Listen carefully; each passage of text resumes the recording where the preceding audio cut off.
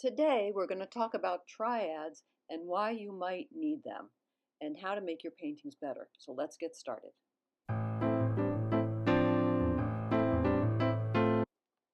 All right, triads. Well, triads work whether you're working in watercolor or acrylic or oils.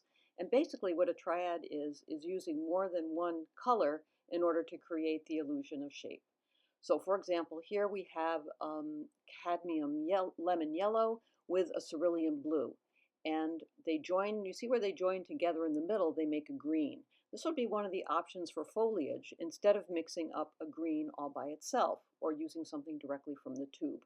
And I would call this a rather light triad. Triads can be light, they can be dark. Let's see what the next one is. So the next one, this would be cadmium yellow, ultramarine blue, so that's a darker blue. See where they meet in the middle? You get a green. So you could do foliage with these two colors and let them meet and mingle, and you will have tree leaves or any kind of foliage. Again, this is two colors mixing together to create an overall mass. That's not a triad yet, but the idea is if you can put two colors together, which you're going to do with yellow and a blue, for example. So I would say if you're going to work on how to control triads, start first with a yellow and with a blue. Use a light yellow and a medium blue like I did in the first one, or a medium yellow and a dark blue like I did in the second one. See if you can get them to meet and mingle. See if you can get some control over them. Because starting with two colors, of course, and you start to have success with that, then you'll have more success when it comes to putting three colors together. And there's a three-color triad there, which is oftentimes a triad is a yellow, a red, and a blue, because that is the spectrum of light that comes from the sky. You know that from rainbows or from crystals. So that would be what I just put there as the last triad would be a darker triad than what I did before. All right, I hope that makes sense. So I'm saying basically for practice to use just two colors. Don't use a triad, but use two colors, a yellow and a blue, in order to have them meet and mingle and to make green. The third thing that I did was to show you three colors together, what they do. And there's all kinds of triads that you can do. And you'll find ones that you really like.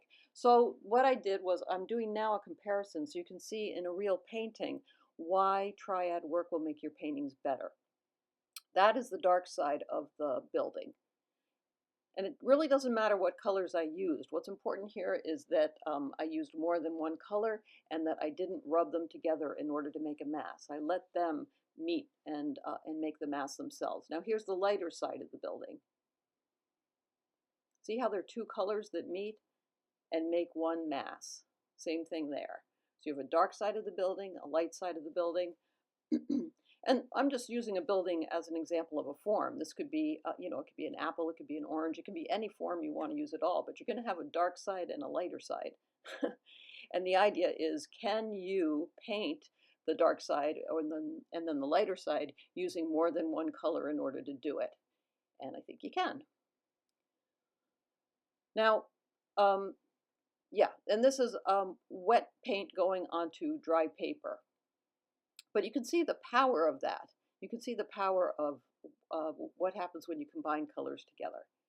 Now this would be the light side of the building. So I'm using a yellow and putting in a light blue there, and it creates a green. You see, I didn't use a green from the tube. The green is created when the two colors come together. Here's the dark side.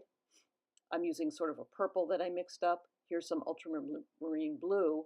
And then in order for it to read as if it really was foliage, in order not to do a complete color value swap out, I'm going to mix up some dark green and put that right up at the very top of the edge of those plants. And it will start to look like it's a green. So as okay, now here we'll go with the sky, the same idea, starting with where it's lighter, where it's closer to the ground. And now it's going to go up into a light blue. I didn't pick ultramarine blue for this. I picked a cerulean because cerulean is a lighter blue. I'm always going to start with a lighter blue if I know I want to have a light looking triad. And likewise, I'll start with a dark blue if I want to have a dark looking triad. All right, just for argument's sake, now I'm going to do the same thing. And what I'm going to do is I'm not going to do triad work. What I'm going to do is what you tend to do if you're going to match a photograph. You look at the picture and you match the color to the photograph.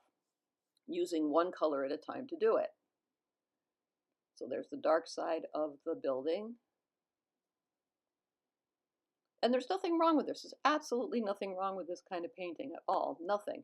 I just think there's a big difference in the way the two look when you use triads or when you use pairs and when you don't.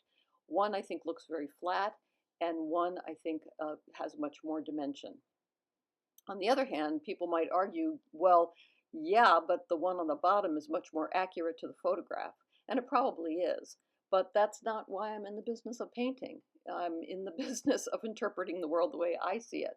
And my goal is not to make it look exactly like the photograph. My goal is to be a designer and to make the picture into the way I want the world to be perceived.